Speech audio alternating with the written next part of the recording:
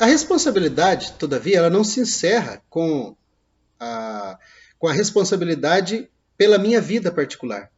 É muito comum pensar Sartre, e isso é uma interpretação bastante grosseira, facilmente refutável, mas que Sartre seria um filósofo no qual eu poderia pensar a meritocracia. Sartre estaria falando de meritocracia.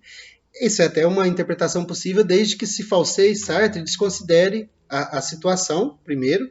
Eu já me referi ao caso de uma criança que tem que concorrer com outra, mas o ponto de partida é completamente diferente. Não se trata absolutamente de mérito, né? Se trata da própria situação definindo o papel social daquele. Se ele é filho de oprimidos, o papel social de ser oprimido. Se ele é filho do opressor, ele aprende com seus pais, com todo o seu entorno, essa opressão.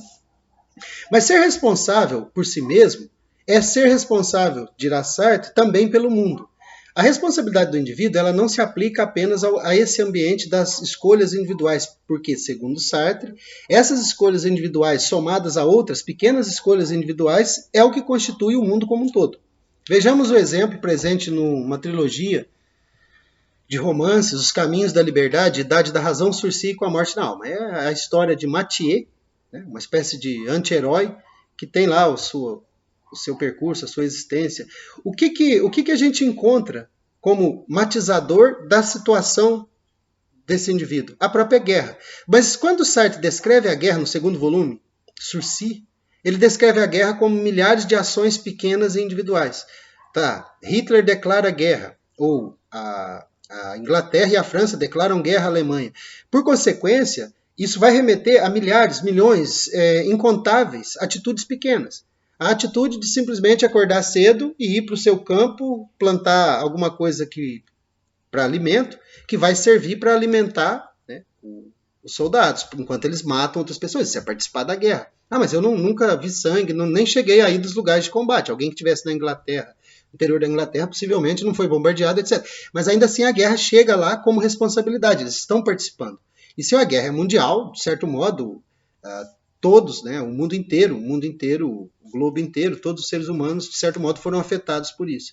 Do mesmo modo, as nossas atitudes, as menores, elas estão também ligadas nesse contexto de 7 bilhões, mais de 7 bilhões de pessoas, e somos todos nós que fazemos, por exemplo, imaginemos que o mundo está, de fato, né, esteja acontecendo o aquecimento global, eu acredito que sim, mas existem pessoas que teimam em negar a ciência, e que isso seja o futuro da humanidade. Se isso chega à consciência humana, cada um de nós passa a ser responsável por essa emissão de CO2 e pela destruição da camada de ozônio, ou pelo aquecimento, ou seja, o que for. Ou seja, a humanidade também, a nossa atitude individual de caminhar ou pegar um elevador, né, subir as escadas ou pegar um elevador, elas, segundo Sartre, interferem nessa demarche da história como um todo.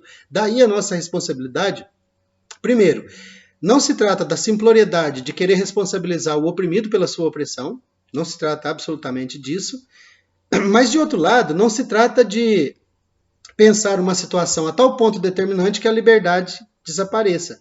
Porque se não houvesse liberdade, não há responsabilidade, de fato. Agora, são os paradoxos da má-fé. Por exemplo, alguém que escolhe beber álcool, e depois dirigir, ele escolhe o risco. Ah, mas estava bêbado e decidiu dirigir, mas houve um momento em que ele decidiu beber e não se livrou da chave do carro ou combinou isso antecipadamente.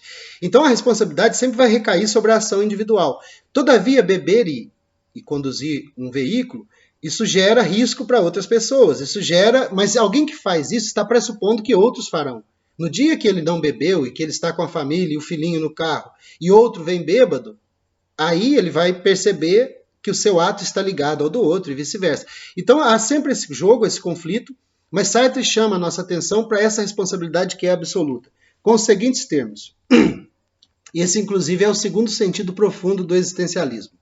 Quando dizemos que o homem se escolhe a si mesmo, queremos dizer que cada um de nós se escolhe a si próprio. Mas com isso queremos também dizer que ao escolher-se a si próprio, ele escolhe todos os homens.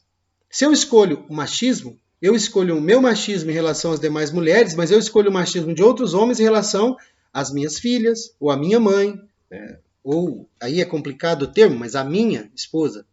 Então, nesse modelo, a propriedade, né, o olhar do outro que interfere nessa propriedade, é algo que deveria ser aplicado. Então, é uma reciprocidade, né? Não se trata do nível pedante, né, de fazer a outro aquilo que gostaria que fosse feito a você, porque de repente o outro não gostaria daquilo que você gostaria que fosse feito a você, então é pedante nesse sentido, mas efetivamente a noção de respeito àquilo que o outro expressa, né, como resposta às minhas atitudes. Escolher o homem, escolher a minha atitude agressiva ou cordial com os demais cidadãos, é esperar reciprocamente que ele haja assim comigo. Então, parece muito natural quando o machista olha uma mulher outra, mas essa naturalidade desaparece imediatamente quando são as mulheres ligadas a ele, a mãe, a irmã, que são o objeto daquele machismo. Então, isso é muito importante ser considerado, porque a escolha das nossas atitudes é, de certo modo, a modelação do que deveria ser, idealmente, né, ou o que a gente projeta, cada um projeta, do que deveria ser o homem, do que deveria ser a mulher.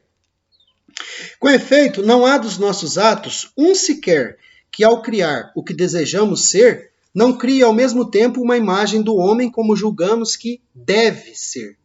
Se cada um de nós acredita efetivamente que algo deve ser assim, nós devemos ser os primeiros a agir assim. A gente pensa, mas deveria haver o tratamento de esgoto. Mas a pessoa vai construir a sua casa e não cuida de, pelo menos, colocar uma fossa séptica se não tem a coleta e o tratamento do esgoto. Mas as pessoas não podem. Situemos. Né? Mas se ele não pode, se eu não pudesse, eu também não faria. Mas se eu posso e não faço, eu estou desenhando um homem que não precisa tomar esses cuidados com a natureza. Um exemplo banal, apenas para mostrar que nós passamos muito rapidamente do ser para o dever ser. As nossas escolhas passam a ser obrigações para todos aqueles que estão no nosso entorno, a menos que eu esteja a tal ponto afetado de má fé que a minha reflexão não me permita ver como um agente da história, como aquele que está fazendo a história, independente de que lugar dessa estrutura se encontre. Escolher ser isto ou aquilo é afirmar ao mesmo tempo o valor do que escolhemos, porque nunca podemos escolher o mal, isso aí vocês pesquisem depois, né? É um paradoxo, eu não posso escolher o mal, se eu escolhia porque eu acreditava que era bom. É por isso que o masoquista, é estranho a gente pensar alguém que sinta prazer em sentir dor, mas o masoquista ele vai sentir prazer nessa dor. E eu não posso machucar o masoquista, porque se eu fizesse isso, eu esperaria que ele me machucasse de volta. E no meu horizonte não cabe essa dor. Enfim, quando a gente escolhe, a gente está afirmando o valor daquele ato. Então, quando eu escolho não participar do sadomasoquismo, né, enquanto prática sexual, ou mesmo enquanto prática social, eu estou escolhendo e dizendo, olha, isso não é bom para homem nenhum, para mulher nenhuma. Não se trata absolutamente de impedir aqueles que são liberdade que escolhem fazê-lo. Mas isso é uma prática particular. Mas Sartre, quando ele pensa o amor como a salvação social, ele tenta, né, equacionar o conflito social pelo amor e ele percebe que não há alternativa. Porque se o amor se submete, né, o amor é manso e humilde, se o amor se submete, alguém terá que fazer o papel do sádico sobre esse masoquista, e vice-versa. Nós não podemos escolher o mal, né? A gente se escolheu é porque é bom para nós mesmos. O que escolhemos é sempre o bem e nada pode ser bom para nós sem que seja para todos.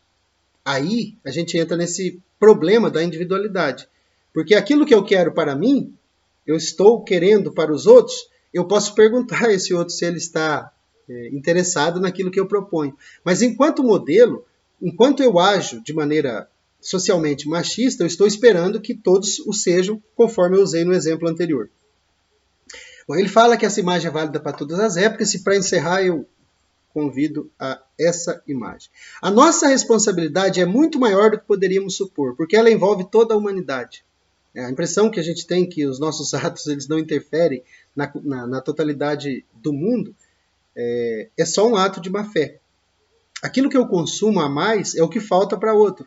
O que eu tenho a mais é o que o outro não pode ter.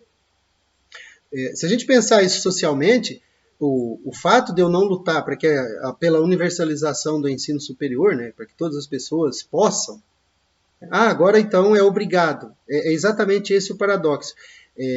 Não se trata de obrigar, né? Ninguém tem que ser assim, mas na medida em que eu fiz, que eu faço, é porque eu julgo que a universidade é algo bom. E nesse sentido eu penso que a educação formal de nível superior deveria ser adequada a todos. Nem todos podem querer isso, mas isso deve ser garantido a todos. Eu não sei se eu fui claro na argumentação, mas se trata não de obrigar o outro a ser masoquista, porque eu sou, mas se trata, ao contrário, de permitir ao outro ser masoquista, né? Porque o modelo que eu quero é ser respeitado o mais amplo na minha liberdade. Por consequência, isso exige a reciprocidade, ou seja, que eu respeite o outro na liberdade dele, naquilo que não altera em absoluto a minha existência. Porque efetivamente não me altera a minha existência, não provoca dor em mim saber que outras pessoas escolhem, né, sentir dor. Continuando, só para encerrar, se sou operário e se prefiro aderir a um sindicato cristão a ser comunista, se por esta adesão quero eu indicar que a resignação é no fundo a solução que convém ao homem, e que o reino do homem não é a terra, não abrange somente o meu caso. Pretendo ser o representante de todos, e por conseguinte minha decisão ligou a si a humanidade inteira.